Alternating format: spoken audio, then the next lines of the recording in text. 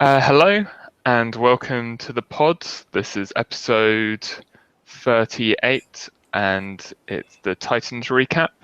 We're doing it live straight after the game. I'm Oscar Hazel, the host. You can follow the show at MiamiPod, themiamipod.com. If you're listening to this live and can't listen to it all, it will be posted later. Normally joined by Ian Wharton, as I often am. You can follow at NFL Film Study and draftcentric.weebly.com. You can find his work at Bleacher Report as well. So the Dolphins won by quite a bit on the Titans, who had a pretty horrible day in terms of gruesome injuries, and could have been worse in terms of Mariota. The Dolphins went back to kind of the way in which, I guess it's interesting that they won the game basically the way in which Philbin always wanted their stressed the games to be, is all about turnovers and making plays on the ball, and that's kind of how the Dolphins won this game. And in particular, Wake being back healthy and just the destruction that causes. What was your kind of overall take on the game? Yeah, I think you described it well there. I mean, Tennessee basically played as poorly as they could. They probably had the worst injuries as well, like Patasi going down, even though he wasn't playing particularly well. That just kills you when your right tackle goes down and you're playing Wake on fire. Yeah, like the cheap shot from Vernon. Obviously, I mean, I felt like at that point it was over. Not only was Tennessee behind, but I mean, Mariota was clearly affected. I mean, he didn't throw any pass nearly the same as he was before that injury. Even looking at this season scope, he just looked like a completely different player. And when Mariota was hurt at Oregon, that's what it didn't hurt his running ability, it hurt his downfield passing. Yeah. I mean, that was definitely clear. Miami played well. I mean, the execution level was definitely higher. It looked like a team that capitalized on a bye week, and it looked like a team that made several lineup changes that worked out for the better.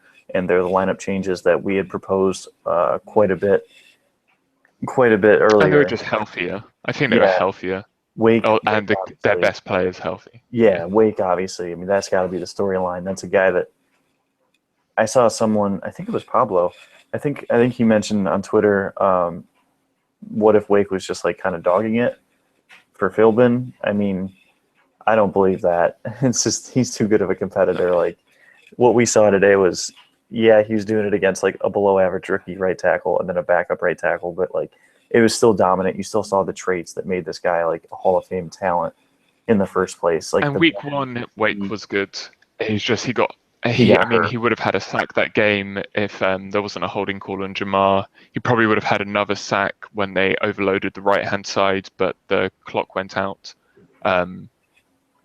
So he was good that game, and then he's been hurt, and then now he's not hurt and he's really good again. And then you see the rest of the defensive line flourish when one side of it's being stressed so much, and just every play on the quarterback, Wake was causing some destruction.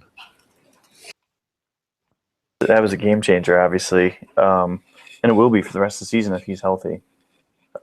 He's just that type of play, and I mean, I was down on him after the first month, and then because of the end of last season too, it's of course, and if this was a team that was going to, I mean, like we mentioned, if they won this week, winning next week's probably a given. So it's they're not going to reboot things unless if things really went south, and today was a big kind of barometer test for them. But it's good though. I mean, you'd rather have the positivity. You'd rather have your best player be healthy and playing really well, because that means next year you're obviously, I mean, we talked about it a couple days ago about the Titans game. It's this was a big test for him, because it's if you want him for the future, you need him playing 100% and showing you that he's still going to be that guy. And at least today, or at least, Sunday on this game, he was that guy. So that's super exciting. And I mean, I've kind of talked about this, even if the amount of money you're paying him, even if he's only the way he played today for say half a season, to me that's still worth it because you're completely changing the complexity of those games in your favor, and also with a relatively young team, you need to have some really good players, and especially I think the reason why we've had such good play at the edge position is because we've had a lineage of players that have passed down teaching technique, and you'll often see teams that they have one particular room in which they're always strong in, and part of that is they keep hold of guys maybe for longer than they're useful for more money, but it makes the guys below them better because they're passing on their knowledge, and there's an incentive for them to pass on their knowledge because that's how they got better. Wake got better because of Taylor teaching him how to play, and there's that lineage. So that's kind of another reason I think you hold on to Wake, even if these games become like more sparsely distributed throughout a season, or you have less of them. There's still value in having that kind of player. Yeah, which is likely because I mean, even when he wasn't getting sacks, he was still being disruptive. That's what matters. It's not necessarily like the finish. If he's finishing, it's is he out there forcing the offense to adjust to him? Because otherwise, you look at Vernon, and Vernon was just like a disaster. And you'd much rather have a guy like Wake who can at least bring that somewhat occasionally than nowhere. So it was. I mean, it's definitely interesting. So kind of schematically, nothing really changed other than defensively they got a bit more aggressive as the game went on, but they kind of were in a position where they could be in. We saw kind of some of those Times Square blitzes where there's kind of like everyone at the line of scrimmage. I think we saw a couple more. I guess the main high looks. The open middle of the field was open a little bit more. Yeah, and the linebackers weren't really dropping that far, as well. I guess in particular when was it Delaney Walker over Misi, and then Michael Thomas coming down, and there's just a huge gap. Yeah. So that's kind of maybe where you want the linebacker just to stay a little bit higher to kind of make that read a bit, or that throw a bit tougher. Yeah, and there's always those holes in certain defenses. It's really difficult to like. There's always coverage beaters. Yeah, and it's just one of those things where like that's a strength of Tennessee's offense and Mariota.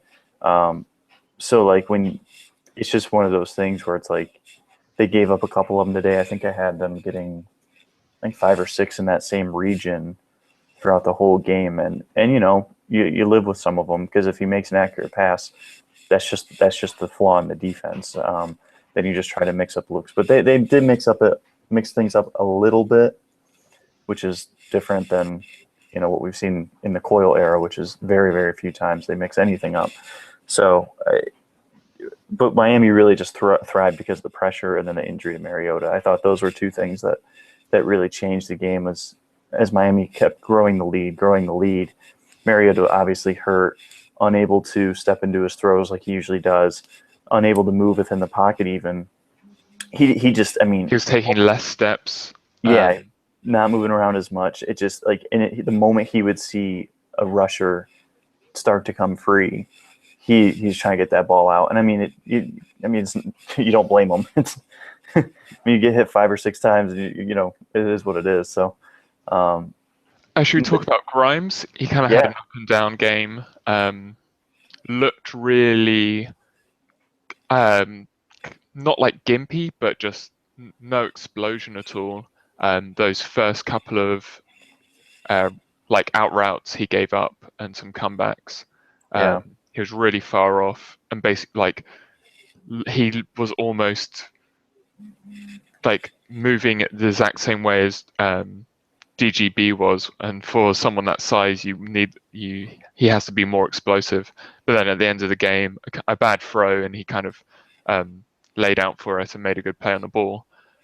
But so I thought they should probably have just taken him out by the second half. Yeah. Just because like you don't want to risk it when he clearly doesn't look right. Yeah, and we've seen it all this season with Albert and Wake. Like, just think about it. If they hadn't played Albert and Wake, when those guys were clearly hurt and clearly not nearly the same type of impact players that we're used to seeing, our opinions of Wake and Albert the first 3 or 4 weeks probably would be a lot different. We know that those are high impact players when they're even close to being healthy, and we kind of saw that today, even though Albert wasn't 100%. So you look at Grimes. You want Grimes in close to optimal shape. He's another guy that he's been better this year than he was the end of last year. So that makes me think that there might have been something going on last year, injury wise, but he's still not back to that 2013 level, and I don't think at this point he will get back to that level, but he's still very serviceable. I mean, he's still a very good corner, and the ball skills. That's why he's still great breaking on the ball. And we saw that on his interception. He was in great position for any type of throw that wasn't perfect. And Miami had safety help over the top to where I think it was Fasano that they were targeting. He would have gotten blasted if he would have made that catch. So, again, you're trying to make close passing windows. But I agree, though, kind of when the game started to get out of hand, and it's tough when you lose McCain, too, to injury. But those that you try to save reps whenever possible to keep guys healthy. And I agree with you. I was thinking the same thing in the second half. It's like he might be tightening up at halftime. And sometimes you just got to make those calls. I thought Tennessee should have benched Mariota as soon as that injury happened. These guys aren't going to take themselves out very often. So sometimes you just have to force the issue as a coaching staff and just say, look, long term, this is not the right decision. But it was great to see that interception, because then that 97-yard drive afterward is really what I think everyone wanted to see from this offense, because that's an area where they've really failed during the Philbin era. So it's kind of funny that their first game out of the Philbin era, they were able to hit on that. Should we talk about so we'll hit on Albert as well, because I think that's the key of the game to me. It was the 3 best players from last year, or maybe you could say 4 best players, including Lamar Miller, kind of were back, and then that's kind of a huge element to this game. I thought Albert was really good the first half. The second half, in that sack in particular, that I think ended one of those early drives in the second half, just lateral mobility looked a bit bad, looked quite stiff, just feet not moving that fast. So that's something that hopefully will just improve as he plays more. But definitely doesn't look like he's in top form. Did you kind of notice anything with Albert in particular? Not specifically. I wasn't looking at him a ton. I was trying to watch Turner really as much as I could. From TV angle, it's kind of hard to do, but he wasn't like a guy that my eyes kept going to, which is a good thing. That's a compliment. That means that, for the most part, he was doing his job pretty well. They handled a good front. I mean, that Titans front is pretty talented. Their front 7 is really where they make their money, and I thought they did good. I mean, just again, that's kind of at face value, just watching the game and not truly focusing on them too much. But let's go into he's definitely better. He was definitely better than what he was the first month. I guess we can talk about what kind of helped the offensive line, and that was almost having a 50-50 pass run ratio. Yeah, that's amazing what Magic will do. Yeah. So the first drive was back-to-back running plays. So I mean, that was a shock in itself. Kept running the ball. Amazingly, Lamar Miller is still a good running back. And then play action. I think the first couple of passes were all off play action or screens. So the both of those are negating pass rush. And there's going to be a lot of people saying, oh, Philbin stopped Laser from running the ball. That's utter crap. Laser calls plays. You can say that Philbin didn't make Laser run. And to me, that would be we saw a defensive coordinator get fired. We saw people get fired. I don't think it's out of the ordinary for Dan Campbell to have said to Laser, would you rather be looking for a new job or run the ball more? Right. It was even reported that these guys that he had met with both coordinators, talked about changes that need to be made, And there's a reason why he took a couple days to get everything in order and let go of a coordinator. Like, I'm guessing that Coyle didn't have realistic changes that he was going to make, or he just didn't want to be there, or whatever it may be. But, Lazer's literally coaching for his NFL career at this point. Like, that's not a joke. Like, that's not. Yeah. He's not going to suddenly turn this around and like become like the guy that everyone wanted him to be when they hired him. He's not well regarded in the NFL, and he wasn't when Miami hired him. So it's like there's reasons for that. And now, yes, did he call a much better game? Absolutely. Absolutely. There was balance. They played to the strength of their offense and the weakness of the defense. And that's what you should expect coming off a bye week. Like, this shouldn't be some like celebratory, oh my gosh, like let's just bury Philbin because we can. It's sad that it took this long. And the reality is it took a year and a quarter of the season. Like, the only time we've seen that again was the first game of last season of 2014.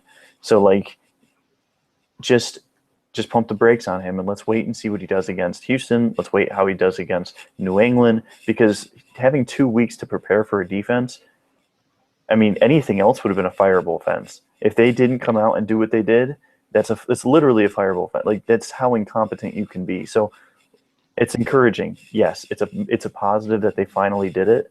But I'm not willing started to bog down a bit in the second half. Second half started changing. Kind of right. Reverting, yeah. Yeah, because the play calling got wonky.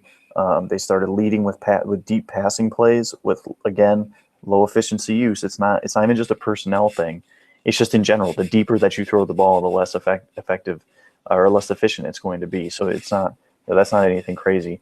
But yeah, you're right. The first 2 or 3 drives of the second half I was starting to get pretty worried, because I was like, this looks like the team that we're used to seeing.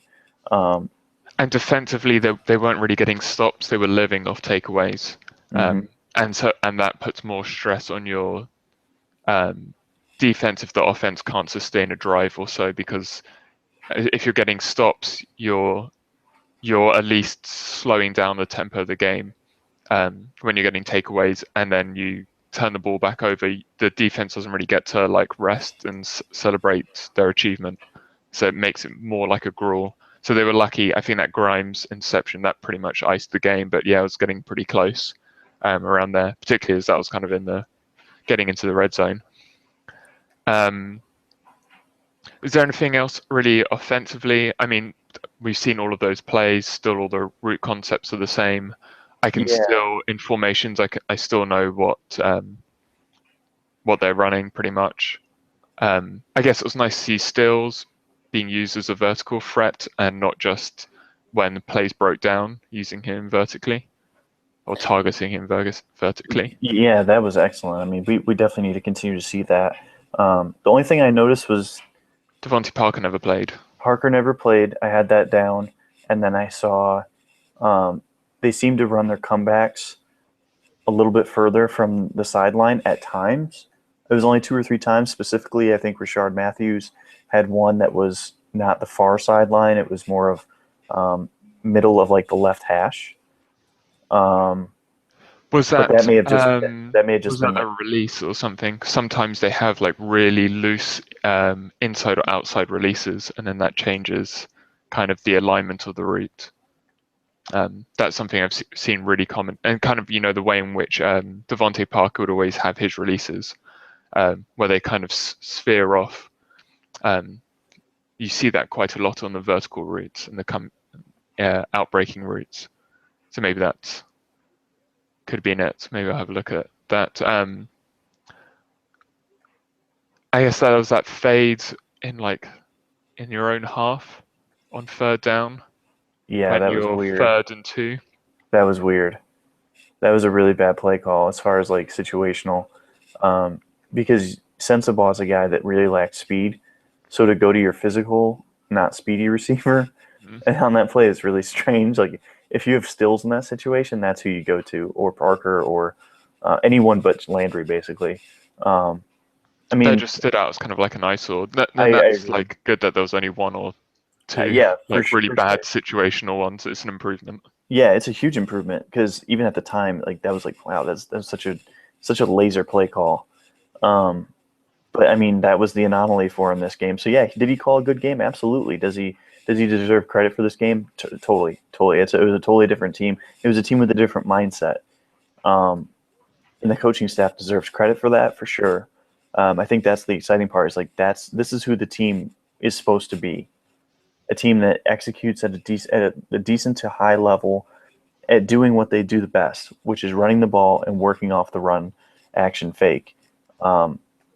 Sans two bad plays from Tannehill to Cameron, they played a really good game on offense. And Lamar Miller is kind of like those middle of the field where you kind of you have the option off the over defender, and you either come back or you either do the curl or you go the out route. Yeah, and the first pick was on a slant route. I mean, I thought that was a beautifully placed ball. Yeah, Cameron was covered, but that's a first down if he catches it, which he should have. So it's just a tip ball, and that's just a matter of just catching the ball. It's so weird though how drops continue to plague this team. Like I don't know what more they could be doing, because it's been a totally different personnel set, and drops continue to hurt this offense. Like it baffles me. I don't know what else they could do except for maybe fire the wide receiver coach. But like, to be honest with you, tight ends as well. Yeah, and that doesn't make sense. Like, let's be honest with those positional coaches. Yeah. Like with those positional coaches, like you either know how to catch the ball or you don't. Yeah. Like there's no real technique to it. It's either you just have good depth perception, whether you're getting your hands up quickly, and whether you can just finish the play. Could it be the velocity that Tannehill throws with? Maybe, but he doesn't throw super hard though. I mean, he can, I guess, when he puts everything into it. Quite flat, like his short intermediate stuff. And I think that's where he gets quite a few tips. So maybe it's just the tip of the ball kind of not as much trajectory dropping down. Yeah. That's the only thing I could kind of think. But then, like, we saw last year, Landry had, 2 drops early, then nothing. So maybe it's just, like, certain players, like, losing concentration, trying to make... Yeah. It's generally on, like, slants and, like, trying to make bigger plays. We saw that Rashad and with Jennings, a couple of their drops. Yeah, and that's part of it too, as we talked about before. Is like the spacing of the offense at times has been so bad that it's like when you're into a group of like 4 defenders, maybe it's not fair to actually like hold them accountable for those drops, because like that's a really difficult play. So yeah, I mean it is interesting. There's a lot of factors. There's no one reason. Like concentration drops will happen. There will be drops. Like you can't avoid it. Just the question is like how can you minimize them? I guess throwing the ball less helps as well.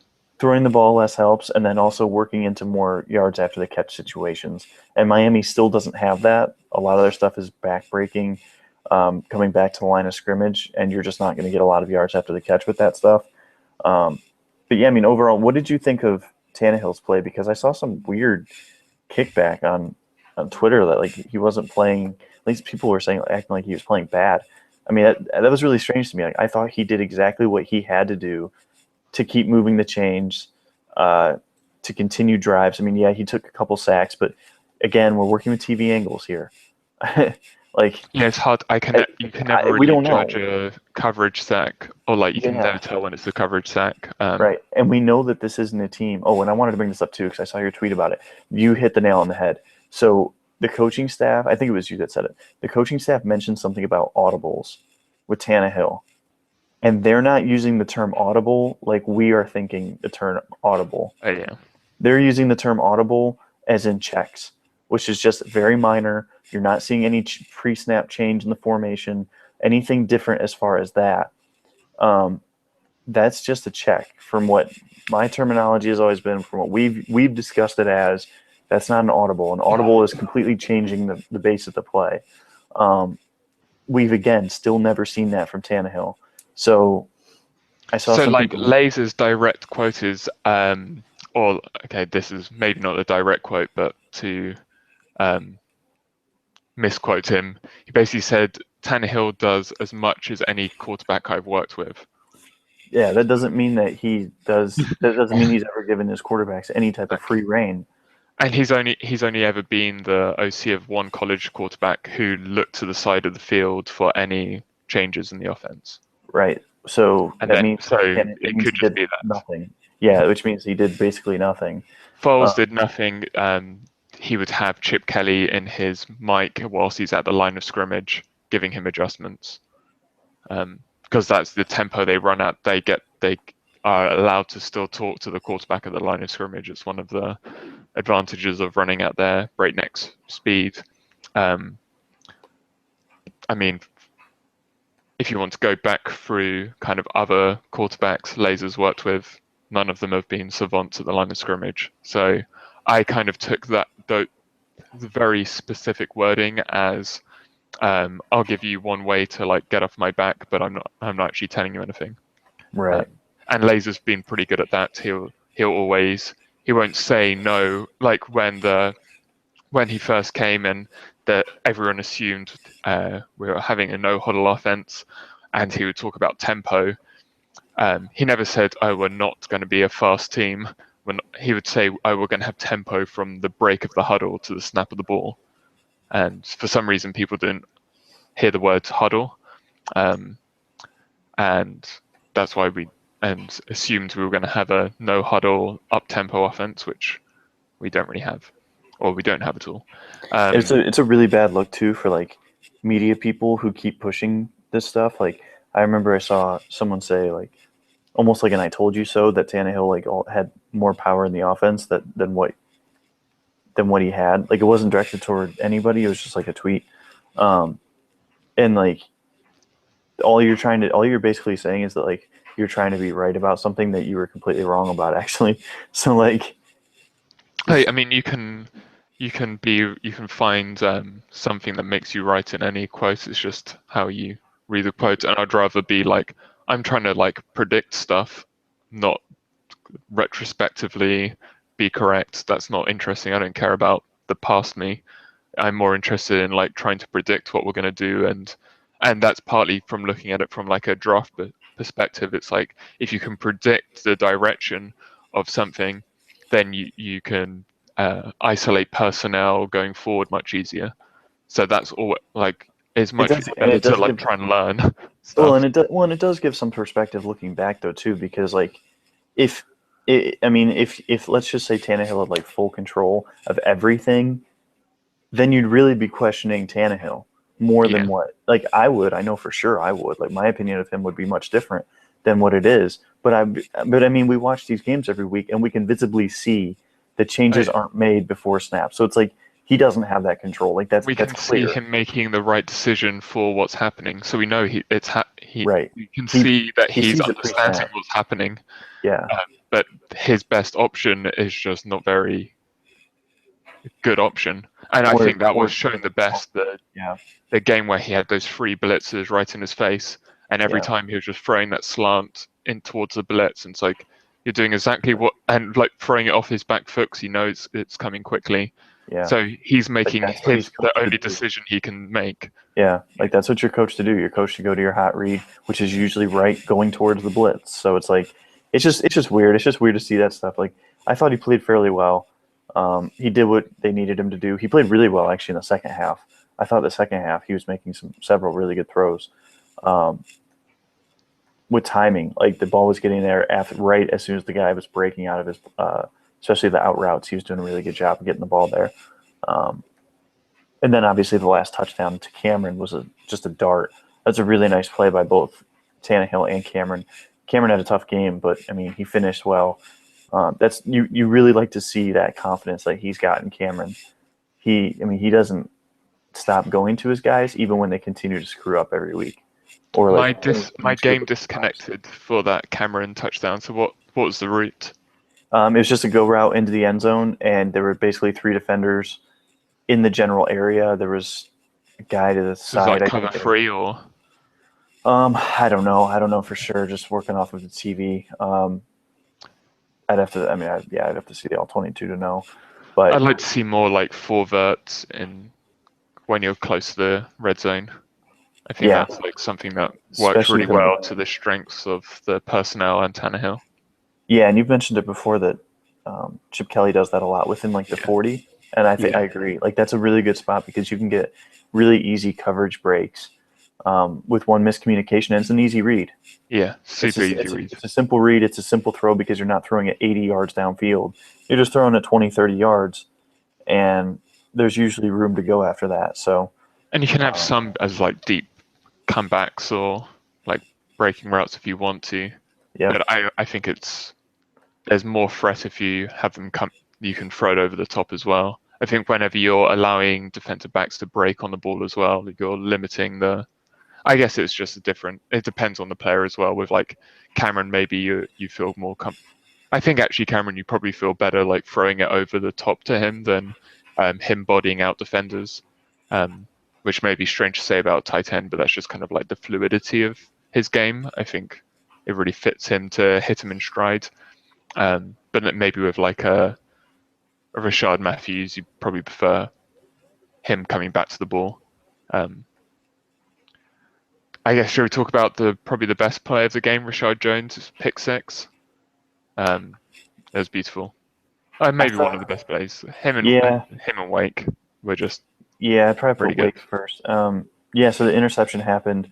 Again, talked about it before. Mariota facing the pressure. He knew it was coming. He didn't know where it was coming from. But so Miami just did really simple man coverage. They had safety up top. They had Jones on the tight end in the slot. Jones didn't like really move until Mariota started to throw because he just read the play from the start. And he just flies. Yeah, I mean, we already know like that. I mean, he comes down from the box, just like into the box, just as fast as any safety you'll see in the NFL. And it was just fantastic. Like, he's just a great demonstration of his film study. Like that guy clearly, I mean, he clearly understands because that's a route that they run all the time. They do that play all the time. So he knew it was coming. He knew his own physical abilities to when to break on it, when to finally make his move, and then just the ability to finish it. And a lot of DBs don't have that. So they'll drop the ball or whatever, or they'll be weird with the ball once they actually intercept it. Sometimes, like, I don't know, you'll just see guys do really weird stuff with the ball in their hands sometimes, but just really impressive. And then obviously like the fun diving flip into the end zone. That was really cool. The Zach Thomas move into the end zone. Should we talk about Wake then? He's the funnest player to watch when he's going at it. Yeah. Just the way his like hands just tearing offensive linemen away from him, the way he can bend and rip around the corner. Even last year. Yeah, like even last year, he's like the best defense. He's the best 4-3 defensive end in the NFL when he is like that, because he can beat you in every single way. There's not many guys who can do that. Like, he's just a complete freak of an athlete too.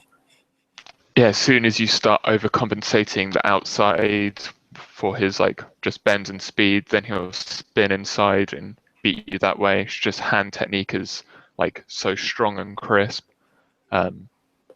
It was really fun to watch him. That was my kind of biggest takeaway. It's like I missed watching Elite Wake. So I might actually watch this game back with some gusto this time. Oh yeah, definitely. I mean, this is something too, like for high school coaches, for players. Like, watch him, how he uses his hands. If you're just getting into scouting, if you just want to learn more about the position, like, he is the perfect guy to watch. And as far as 4-3 ends, just because of the ways he can beat you, his ability to counter, everything is there. And it's just like today it was there, and I'm just surprised. Like, I'm honestly surprised that it came back so quickly, that only 2 weeks later, from a guy that was having no impact on the game. And that's how lower injuries are for guys that rely on explosiveness and sudden ability. Like, it's just if he doesn't get that low, then the hands don't matter. Yep. You can't do anything if you can't explode fast. You need to get that fast into the hips as well for them to catch off balance, and then that one rip with the hand just like completely throws them away. And then just the way he makes plays on the ball as well in the quarterback's hand is just like, the game is so slow for him that he can make all these Like, he's doing really complex things in the space of like 2 seconds. It's really incredible. And you were saying about kind of like scouting. I think it's a really important thing to do when you're watching. If you're watching, say, one positional group, is go and watch like the best players at that positional group, so you know what works in the pros and how it's meant to look. Yep. Even watching bad players at it too, like Yeah. see why they aren't winning, see why they were not able to sustain success over any period of time. I mean, it's really important to see what happens in the NFL because that's the highest level competition. So, you know, if you're just watching college or if you're just watching, I mean, if you're just watching NFL, it doesn't matter. But like if you're just watching college guys, it's like you're probably missing on more guys than you would be if you were watching a lot of NFL too. It's just, I mean, I know there's a very limited amount of time in the day to make that all happen, but even if it's just over the off season or something, look for NFL guys, and it'll help you learn the position so much more. Is there anyone else that kind of stood out to you on the defensive line? I think Shelby played a bit more inside. I think on the second fumble, Shelby was next to Wake. So that's kind of interesting that they're utilizing ends more inside. We saw a little bit of that of late, but not a huge amount. OV didn't have a great game. He had the sack on the stunt, but Wake kind of made Mariota almost bail in the pocket, and then OV was there unblocked. But I thought he struggled, and he's going to get a nice fine in the post for that horrible hit on Mariota. Was there anything else on the defensive line that you were interested in? Or not really. It was pretty like the same. There was a couple of times when the last edge was standing, so that's maybe of note, maybe not. But generally, it's all gapping. I'm interested to go back and see how Sue played, but I have a feeling I think they were double teaming him a lot with the guard center combo because I think Mitchell was on an island most of the time, which I mean, and Mitchell played pretty well. He was at least getting like some push up in the front. He had a couple of pressures that wasn't a great game. He just kind of, I guess you just can't expect much from him. It's just not his game to be a pass rusher. So it's amazing how many pressures he is getting. But that's mainly just because there's a few times when they're double teaming everywhere else, or apart from him and OV. Luan did a pretty good job on OV overall, although there's a couple of flags, but Luan always gets flagged. Yeah. Fade didn't seem to play much. It seemed like a lot of young guys didn't play. Campbell went for more veterans. So that's, I guess, a sign of Campbell's intentions to win and not particularly interested in developing players at the moment. Right. Yep, and that's expected. I mean, he's trying to win himself the job too. So, and we kind of expected some lineup changes, and I am a little surprised that Parker didn't play more. But I mean, again, I didn't see him once unless he took the arm sleeve off. Yeah, you're right. I didn't see him either because Jennings got that early target too. So, and when Stills went out, Jennings went in. Yeah, so I'm assuming that's going to continue unless if things go south later in the year. Because I mean, again, he wants the head coach job, so yeah, it's naturally you're going to go with the veterans. It's just interesting because I don't hear this same narrative that we saw with Philbin as far as like rookies playing. No, or like and Chris McCain was out, inactive. Bobby McCain was out there a bit, but maybe that's more injuries. I think he played a bit whilst like him and Bryce were rotating a bit. It felt like because it was before Bryce was in and out before he was ruled out. So maybe he kind of like got work like after halftime or something. He stiffened up or something like that. Is there anything else of really note? I mean, the game was over pretty. It was a textbook. It's a weird That's game. like, yeah, like that's like the textbook game. That's how games Miami's going to want to do every game. And I mean, it's obvious. I mean, you want to get ahead early so that way your defense is playing well. But especially with this linebacker unit, and especially with these defensive backs, that's the formula to win. Control the ball. Ask Tannehill to do a little, not a ton, like they were doing. He's very efficient. But he's not going to be the type to be like Ben Roethlisberger and extend great plays all the time and carry the team on his back. Like, that's just not who he is yet, if he ever will be. And that's okay. That's the formula to win. Run the ball with your Pro Bowl caliber running back and let your defense feast. Let those pass rushers go. And, hopefully Wake's healthy because we've now seen the defense when he's been healthy, and we've seen the defense when he hasn't been healthy. Again, they got kind of lucky with the injuries, but the matchup. They had a good matchup too, but there's still a lot of positives that you can find. I mean, I'm interested to see what you find when you look at the routes, because people are swearing that the playbook changed somehow, or like I know it's different completely routes being run. I mean, come on, guys. They had 1 week where the players were barely there, and then they had a week with a new coaching staff. Like, they didn't just overhaul things. Like it was completely the same. Yeah. I mean, we didn't see different formations, and that's okay. Like, you don't have to. I can see certain formations and know what the routes are going to be. There's a couple in particular that every single time they're in the formation, it's the same. It'll be 2 wide receivers flexed out each side. The inside one the outside receiver will both be on the line of scrimmage. The inside ones will both run out routes, and then the outside receivers both run verts. Every time you get that formation, that's what's being run. We saw that, I think it was the Stills and the play in which he hurt his back and limped off. That was one instance of it. And I knew that straight away from the formation.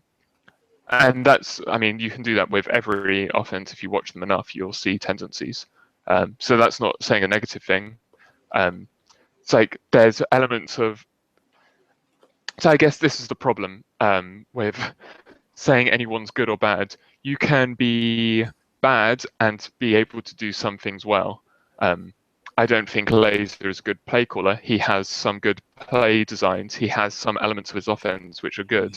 I don't think he calls a good game often. I don't think we can say he's now a good play caller because he's called one good game in the last 8 games or so.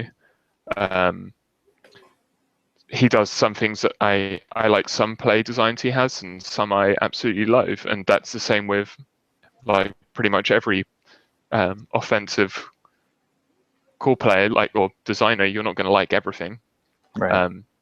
But someone can be effective, and it's like the running game. I mean, it's just all those running plays are the same we've seen. It's just they ran them enough that they worked. And in the past, they have ran them. They did go north-south a little bit more too, as opposed to. I mean, they still had some of the sweeps. Yeah, they still had those sweeps. Yeah. But again, the most effective routes have been north-south, or you're working, more inside zone, or outside zone to cut back more than necessarily work outside. But again, that's a personnel thing. So it's like you have to play the strengths of your personnel. It's what it's all about. And that's what I think bothers me most about. I could really harp on the spacing of his routes too, but what bothers me more is the strength of his personnel. So that's what he's going to have to do moving forward. We need to see that moving forward. Now, if we see the rest of the season that they continue to run the ball about 50-50 or even 45-55, and it's never going to be this balanced just because of the game script. You're not going to be a game where you're this far ahead and you have the luxury to run as much. Right, and you're okay passing the ball about 60% of the time. Anything more than that, anything too much more than that, you're in a bad position. So we'll see how it goes. I mean, he's got the rest of the season. Maybe they looked at what they were doing wrong during the bye week, and maybe they said, okay, we hired this offensive consultant. He's going to help you as far as like situational play calling. I don't know. Maybe they studied what they did wrong. I hope so. I mean, truly, I really do. As much as I dislike Laser to this That's what you're point, meant to do. right? Like that's what you use the bye week to do, is to improve. You improve your usage of players. You improve your usage of situational play calling. You improve your game scripts. Like the early bye week can be very beneficial to teams that have, non-established personnel that are still trying to find their way. And so that's your hope. That should be the hope for this team, is that they're still improving and they're not just going to be stuck in their ways. Because I'm not going to be convinced of anything until I see this team do this for a month. It can't just be a 1 week thing where you needed 2 weeks to come up with this game plan. It needs to be consistent. Even if you don't win, you need to create that identity early in every single game, and you have to establish what you're good at. So we'll see. I mean, maybe a month from now we'll be sitting here and saying, he's done a really good job of that. But until that happens, and until he's given that month to see that, I'm not going to sit here and be like, oh, he's a change guy. Oh, he's all of a sudden using different plays because Philbin isn't here. That's malarkey. There's no way. We didn't see any type of crazy type of routes out there. Yeah. They're all coming back to the ball outside of one stills play. And we've seen you're not going to change that much in season. No. I guess it's just easier to say things have changed instead of saying that. We know what's changed. They had a running game, which meant that the pass rush can't just tee off on you.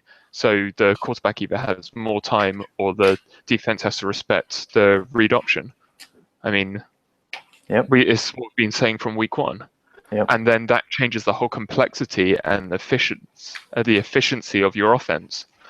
So what changed is the context in which the plays are being called, not the actual play. And then that changes the outcome. So you can have bad play design and they still work. You can have good play design and not work, because that play design isn't just in a vacuum and only being played once. It's being played in a tapestry of a game.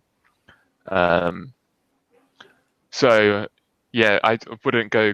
I mean, lots of people are going to be fawning over Campbell, when really we should all be fawning over Wake, personally. Yep. He won that game. He completely destroyed that game. I was really glad. I would say, yeah. I was really glad that Lamar Miller. I was really glad that Lamar Miller and Billy Turner got to do really well, because they've taken a lot of flack this year from fans because Lamar Miller doesn't break tackles in the backfield, and because Billy Turner was not started for some for some reason that we don't even know. So guess what? He comes in and all of a sudden the run game looks great, and not saying that Turner was the sole reason of that. The big reason was that they were dedicated to it and they were working inside the tackles more often. But Tennessee are a bad running team. Yeah, they're a bad running defense. Yeah, they are a bad running defense. And then part of it, too, is that Turner played really well against the run. He blocked very well. So it's I'm just happy for those two, because I know what I know. And what I don't know a whole lot. But what I do know is that Billy Turner's a damn good run defender. And I know that Lamar Miller's a damn good running back.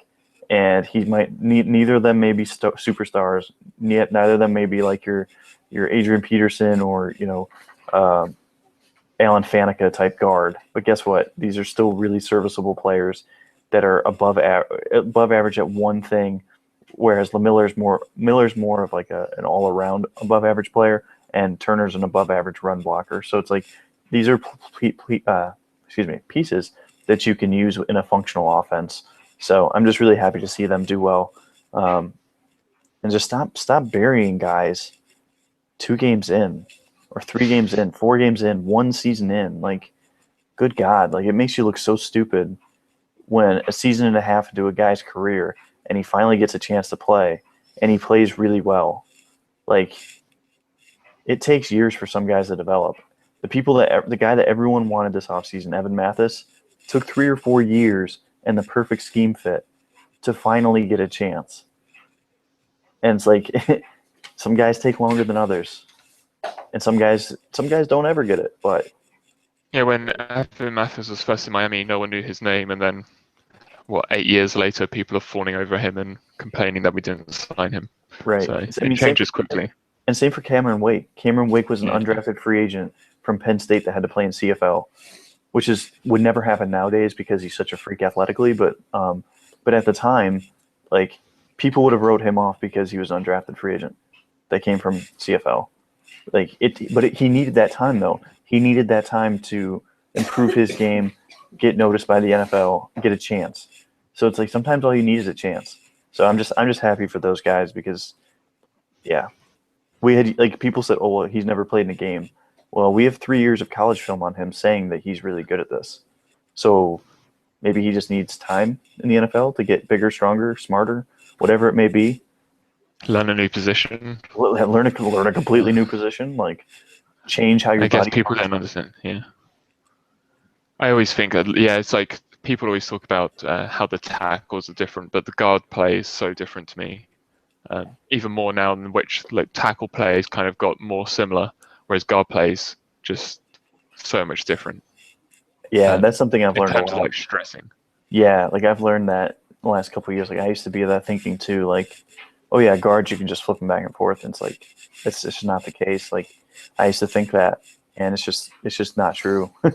It's a way different skill set, and for the way that most offenses operate. Have you got any last thoughts on the game? I guess like we've both been team lose and get better asset and position to get the best head coach going forward. Yeah. I'll caveat with that was I much prefer seeing the Dolphins win, and I really enjoy watching Cameron Wake play really well. And if you have a dominant Cameron Wake, that's going to really make a head coach want to come here. And if you have players like Rashad Jones and Tannehill all playing well, that's going to help a better head coach.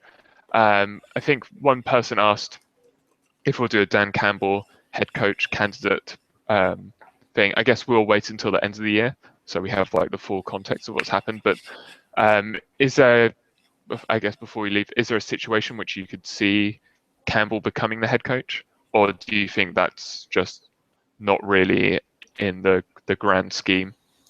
I could. It will be an ugly process, though. I think that would cause that. So like missing on a guy and missing on everybody. Missing on like okay. Missing on everybody. Or having to wait for someone that gets to a Super Bowl and isn't allowed to interview, something like that. So I think by the time the regular season ends, I think Ross will probably have a good idea on Mike Shanahan. He'll probably know about Sean Payton already by then. He probably already knows now. Yeah, you're right. Yeah, that's a good point. Like he probably does know now if he's going to be able to be available, if he even wants to come to Miami, whatever it may be. It sounds like he's available. There's so much noise. It sounds like he's available. But I just wonder if he's angling for a new contract or something there. You know what I mean? Because it's so public. Like when I mentioned it, and like maybe like a couple other people mention it, it's one thing. But when it gets to this national level in week 6.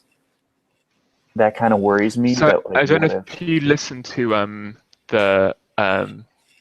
we had the guy from the Saints come on. He said something interesting about their GM and Peyton in their contract initially having kind of a clause where they would, if one of them got fired, the other one would go as well, or they would basically so they would go together. But the NFL vetoed that. But the GM's kind of moved more over to the Pelicans side now, so then maybe that could be a way in which the name of the GM's kind of leaving me, begins with a C. But if he kind of moves full time over to the Pelicans, and maybe that's like a way in which it vetoes his and he kind of knows that or something like that. Because I've heard, yeah, he's moving way more into running the Pelicans. So that's Interesting. just something to Yeah. like another kind of layer. So like if they miss on those two, or like they miss on like whoever their big fish are, so I'm sure they'll have like a top 3 or 4 guys like that they would hire no matter what, if they were interested or if they deemed it a good fit. So like if they miss out on those guys, I wouldn't be surprised if it was Campbell and they end up going like close to 500, or even like 7-9, 8-8. If they're in that range, I wouldn't be surprised at all. Because I mean, it's kind of how Ross has worked. So if he goes 8-8, and do you think that's without trying to go after someone else? Do you think that would merit it? I mean, I think. Okay, so is there a way in which you could see him getting it on his own merits without Ross looking outside? Yeah, I do. Okay. I mean, I think he'll still do back channel looks because I mean he's done that. Yeah. He kind of did that before with the Harbaugh and it sounds like he already is. Yeah. So I mean, and he should be. I think he should be. You need to know who's interested and not. The franchise deserves a legitimate coaching search. I don't think we won't get to the point where he's just like, I haven't interviewed anybody else, or at least I don't know about anyone else. We're just going to stick with Campbell. I don't think it'll be that. I don't think it'll ever get to that point. And I hope not. The franchise deserves better than that. So is there anything else you wanted to touch on, or should we? Just exciting win. It was an exciting win, and again, you like to see that. Even though I think the long-term interest of the team is probably to lose and get a higher pick, it's still you can't compare. Just seeing Wade play that way, seeing good players play well, seeing franchise players play well, winning in that fashion, it's still awesome. It's still awesome. So, neither of us are rooting against the team, but it's one of those. When we want to lose, that is because that. See, the way I see it is like I want to have the most enjoyment for the longest period of time, and I kind of I understand that if you lose now, it's going to be better in the long term if you burn it down and then build, or you not burn it all down, but get rid of as much crap as you can and be as clean as you can, and with the best new bricks to build back with. But I mean, I would assume we'll probably win next year, next week, because the Titans are awful. Texans are awful. The Titans probably had, if we just look at it from a Titans perspective, they played a pretty bad game, considering how they have played. I think the Schwenke injury kind of just blew the air completely out of them. Don't go back and watch that; it is horrible. Yeah, I'm glad they stopped the replay before. I went back to watch it whilst the adverts were on, and it's disgusting. Luckily, broadcast you just miss it, but I've seen that before in real life, and it's not nice. So all 22, hopefully they just cut it early, or just don't watch that play, the Sankey 10-yard run. So hopefully he's better, and they just had lots of really bad injuries, and Mariota again kind of had. Oh, I guess this is maybe he looked really good that first quarter, then second quarter looked bad, and up until that Grimes interception was looking pretty good.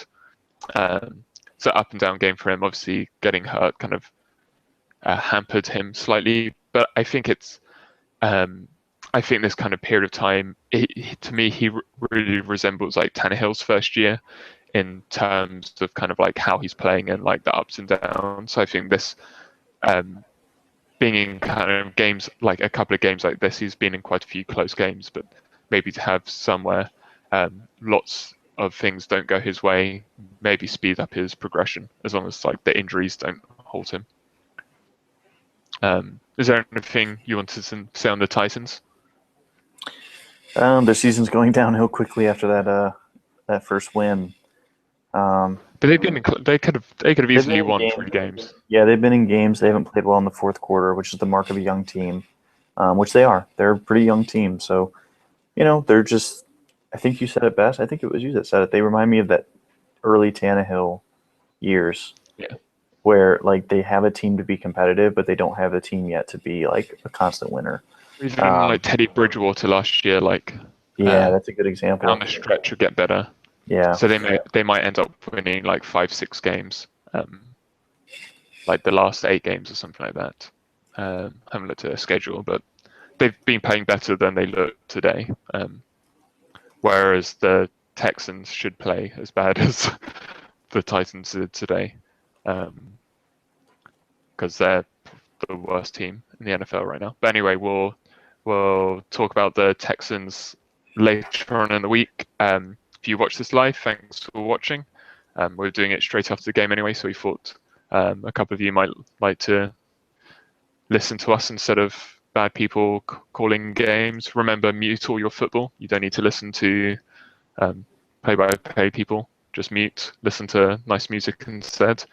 Make sure you follow Ian at NFL Film Study and draftcentric.weebly.com and Bleacher Report to find his work. You can follow the show at Miami Pod, themiamipod.com to find all the iTunes, Stitcher, Podbean stuff. And if you could review those, that'd be nice. I think that's everything. So thanks for listening. And the Dolphins are now 2-3, so it's still pretty bad. All right, goodbye.